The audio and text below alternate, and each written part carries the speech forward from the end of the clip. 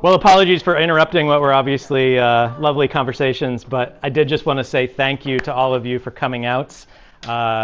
This is my first one of these in my new role, and so you're a lovely group to get me started down this road. You've all been very kind, and it's been lovely to get to learn about your Franklin experience. And I joined Franklin not quite 3 years ago, in the summer of 2023. I started off as the Dean of Academic Affairs, and I've been president for like 5 weeks now, I think, 6 weeks. So it's a role change for me, but it's I'm not new to the institution in that sense, and really it's about learning a whole lot more detail about things that I was, adjacent to or involved in from a different angle up to this point. And one of the things that I've loved since I began Franklin, but now especially in this new role, is hearing people's stories of how you found Franklin, how Franklin was a factor in your educational journey and where you are today. And I've already gotten a lot of that from all of you here tonight, but not all of you. So if I haven't had the chance yet, I will find you before the evening ends. But it's a magical place. And when the board asked me to consider this role, it was an easy yes, because I think the potential of this school it's ridiculous. I mean, it's you all know what it was like for you, and I think all of those factors are still very much there today. It is a mystery to me why we are not turning away students by the hundreds or thousands, and John and I are going to solve this. The Swiss franc is not helping at the moment, that's for sure. Well, I blame the US dollar more than the Swiss franc. But what's that? Yeah, slightly edging up, almost to 80. Yeah. Yes, that's one new thing I'm doing, is monitoring FX. But so we're gonna figure that out. That's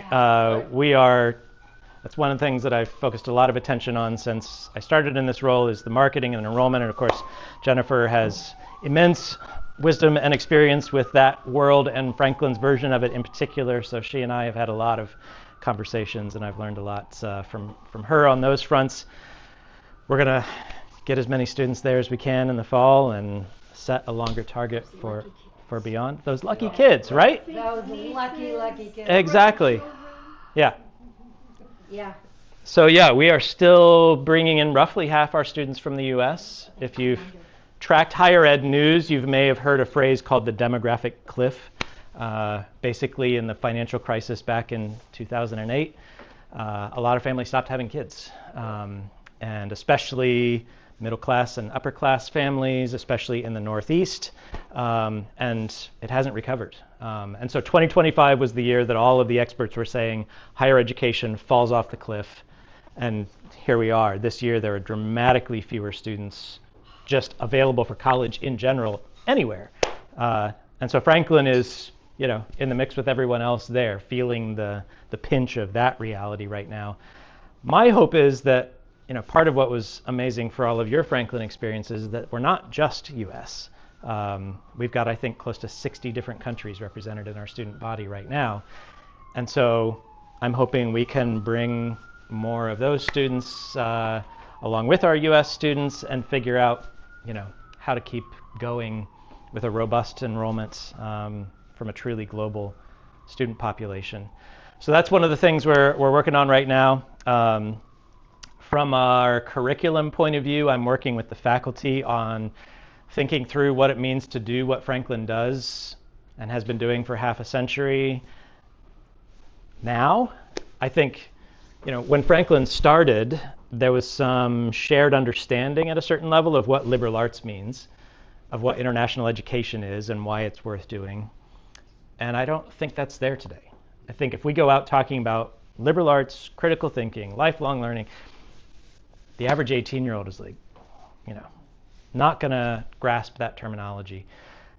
But I think this is our moment again, because for a while it was STEM, and that was important. I was previously at a school, Champlain College in Burlington, Vermont, where About 75% of our students were in game programming, cybersecurity, digital forensics, game art and animation, game sound production, everything to do with the video game industry. Those jobs are gone.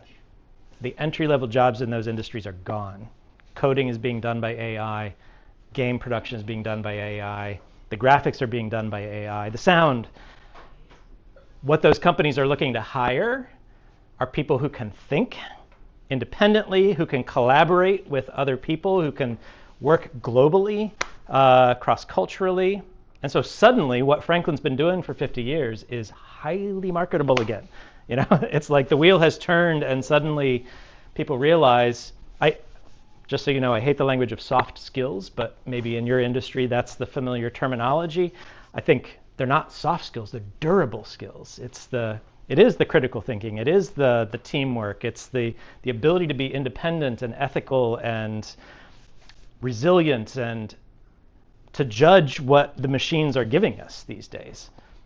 And I tell students this a lot, that in our generations, we had to learn to write and to think or to program or whatever without these tools, these AI and other things. This generation, it's right there, making it all seem easy for them. And so I think that's where the in-person, that's where the academic travel, that's where the multicultural environment of Franklin is going to be so critical, because we can give them space to develop their expertise apart from those tools so that they can then judge what those tools produce and say, that's really good, or that looks weird, tell me your sources, or that's garbage, try again. You know, if you've played around with AI, you know, if you press it, it's like, oh, I'm sorry, that's right. You know, like, is this poisonous? No, it's not poisonous. Feel free to eat it.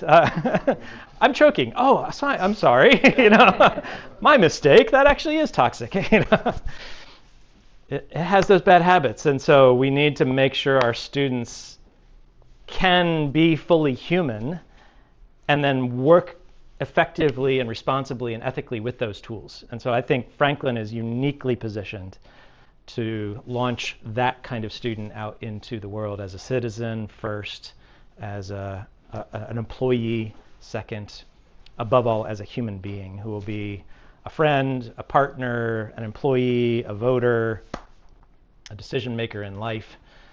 I think we've got an amazing opportunity. So we are working through the curriculum to understand how it needs to change to leverage this moment and produce those outputs.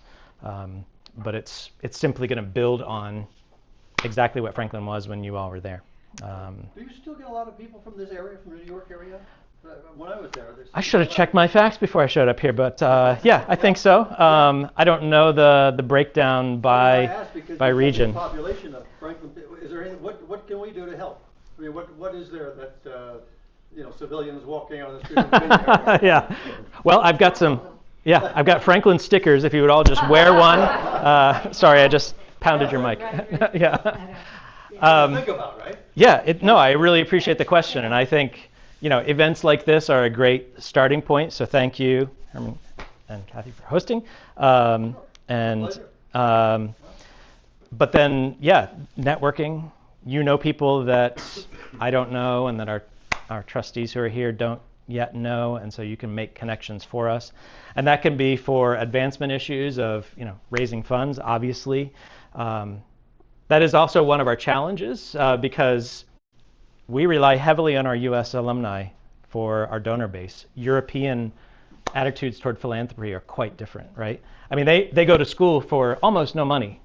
They're shocked at how much Franklin costs because literally SUPSI and UZI, the other universities in Ticino, get $1 billion from the federal and cantonal governments every year to operate. And then their students pay 2,000 francs a year to get their degrees. And so they are mystified that our tuition is so high and that it still doesn't cover our operating budget, right, and that we rely on philanthropy to close that gap.